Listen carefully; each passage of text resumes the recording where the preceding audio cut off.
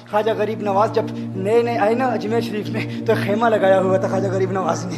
خیمے میں خواجہ غریب نواز عصر سے لے کر مغرب کے وقت تک روتے رہتے تھے. ایک نوجوان اجمیر سے باہر گیا ہوا تھا پڑھنے کے لیے, کچھ عرصے کے بعد واپس آیا اور اس خیمے کے قریب سے گزر ہوا اور گزرا تو رونے کی آواز آئی. فوراً دیکھتا ہے کہ خواجہ غریب نواز رو رہے ہیں, ابھی غیر مسلم ہے, اسلام قبول نہیں کیا. فوراً گھر جاتا ہے, ماں سے پوچھتا ہے, ماں یہ مسلمانوں کا گرو کیوں روتا ہے, مسلمانوں کا بابا کیوں روتا ہے؟ میں ہر روز گزرتا ہوں, عصر سے مغرب کے مابین جو وقت ہے یہ روتا ہے. ماں نے کہا جاؤ اس سے پوچھ لو کیوں روتا ہے. وہ نوجوان خواجہ غریب نواز کے خیمے کے اندر آیا, کہا بابا میں ہر روز یہاں سے گزرتا ہوں, آپ کے رونے کی آواز آتی ہے, بتائیے آپ کیوں روتے ہیں؟ کہا جاننا چاہتے ہو میں کیوں روتا ہوں؟ میں نے ایک مدت اپنے مرشد کے ساتھ گزاری ہے, مرشد کی خدمت میں گزاری ہے, مجھے اپنے پیر کی یاد رلاتی ہے, پیر کی یاد رلاتی ہے. میں عصر سے مغرب کے وقت تک اپنے مرشد کی یاد میں روتا رہتا ہوں. اس نوجوان نے کہا اچھا میں نے تو سنا تھا کہ انسان کو جب درد ہوتا ہے, تکلیف ہوتی ہے تو تکلیف انسان کو رلاتی ہے, آپ کو تو محبت ہے,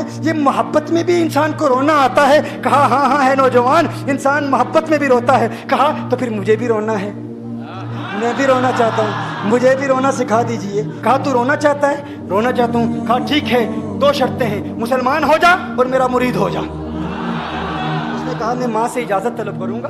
ماں کے پاس گیا اجازت لینے کے لیے. ماں نے کہا تو ضدی ہے, جب تو ارادہ کر لیتا ہے, جو ارادہ کرتا ہے تو پورا کرتا ہے, جا جو کرنا چاہتا ہے کر لے. خواجہ غریب نواز کے بارگاہ میں حاضر ہوا, عرض کرتا ہے بابا میں پھر مسلمان ہونا چاہتا ہوں, مجھے مرید کر لیجئے. خواجہ غریب نواز نے مرید کر لیا, خواجہ غریب نواز کا مرید ہو گیا. اب خواجہ غریب نواز نے کہا اب وقت سارا میرے ساتھ گزرے گا, ناشتے کے وقت خواجہ غریب نواز کے ساتھ, سحری کے وقت خواجہ غریب نواز کے ساتھ, سحر کے وقت خواجہ غریب نواز کے ساتھ, پورا دن اسے خواجہ غریب نواز کے قرب کی کچھ ایسی عادت ہو گئی, خواجہ غریب نواز کا دیوانہ ہو گیا, ان کا عاشق ہو گیا. کچھ عرصہ گزرا, خواجہ غریب نواز نے فرمایا اب تیرے لیے 3 دن کی چھٹیاں ہیں, 3 دن کے لیے چھٹیاں ہیں, 3 دن کے لیے چلا جا.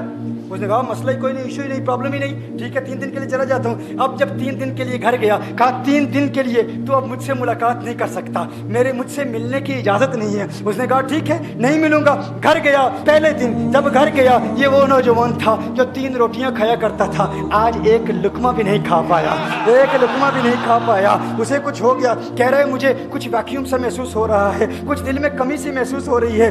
یوں وقت گزرتا گیا, رات کا وقت آیا, آنکھ نہ لگی, سو نہ پایا, مکان کی چھت پر چلا گیا. ماں نے دیکھا بیٹا چھت پر کیوں چلا گیا؟ ماں چھت پر جاتی ہے, بیٹے کیا ہوا؟ کہا پتہ نہیں ماں, میں تو فوراً سو جاتا تھا, آج نیند بھی نہیں آ رہی, آج کھانا بھی نہیں کھا پاتا. ماں تو چلی جا. ماں چلی جاتی ہے. یوں جب سحری کا وقت ہوتا ہے اس کی آنکھوں سے اشکوں کی برسات جاری ہوتی ہے, اس کی آنکھوں سے اشکوں کی برسات جاری ہوتی ہے. وہ رو رہا ہے, اس پر رکت تاری ہے. ماں آتی ہے, بیٹے کیا ہوا؟ کہا ماں مجھے پیار ہو گیا ہے, ماں مجھے محبت ہو گئی ہے, ماں مجھے عشق ہو گیا ہے. جا غریب نواز کے پاس, کہا مجھے بلا لو. اب یہ جدائی برداشت نہیں ہوتی, اب مرشد کی جدائی برداشت نہیں ہوتی. ماں فوراً خواجہ غریب نواز کی بارگاہ میں حاضر ہوتی ہے. کہا میں نہیں جانتی ہے مسلمانوں کے بابا, تو نے میرے بیٹے کو کیا دے دیا, تمہارا تعلق نہیں سمجھ پاتی, تمہارا رشتہ نہیں سمجھ پاتی, لیکن وہ تو رو رہا ہے, کہتا ہے واپس بلا لو. خواجہ غریب نواز نے کہا نہیں ابھی وقت نہیں ہے, میں اپنی زبان میں کہتا ہوں. گویا کہ خواجہ غریب نواز نے کہا ہوگا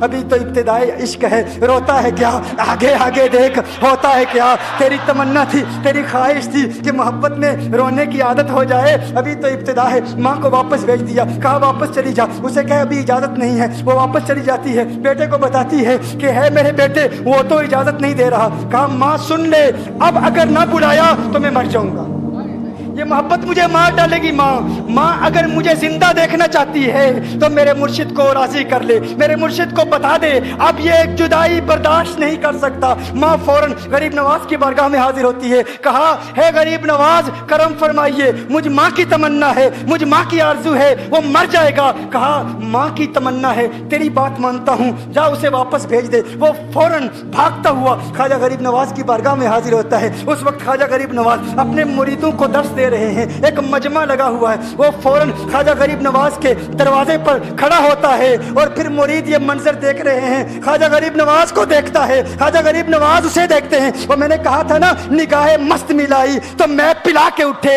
جہاں وہ بیٹھ گئے میں گدا بنا کے اٹھے. خواجہ غریب نواز نے اس کی آنکھوں سے آنکھیں ملائی اور پوچھا اب پتا چلا محبت میں رونا کیسے آتا ہے, اب پتا چلا. اس نے کہا ہے غریب نواز کرم فرمائیے. فوراً غریب نواز नवाज को पुकारता हुआ गरीब नवाज के कदमों में आ गिरा, गरीब नवाज के कदमों से लिपट गया। अब मुरीदीन इस मंजर को देख रहे हैं और हैरान हो रहे हैं कि सिर्फ वो मुरीद ही नहीं रो रहा, सारे मुरीद रो रहे हैं, इस प्यार के रिश्ते को देख रहे हैं। और फिर एक अजीब और गरीब मंजर, ख्वाजा गरीब नवाज ने कहा, आज रात तूने खाना खाया था? कहा नहीं खाया था, नहीं खाया था। ख्वाजा गरीब नवाज ने फरमाया, मैंने भी नहीं खाया था, मैंने भी नहीं खाया था, मैंने भी नहीं खाया था। फिर ख्वाजा गरीब नवाज ने फरमाया, आज रात सोया था?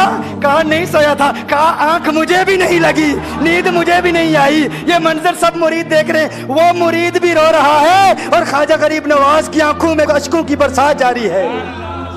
ये वो रोने वालों का मकाम है।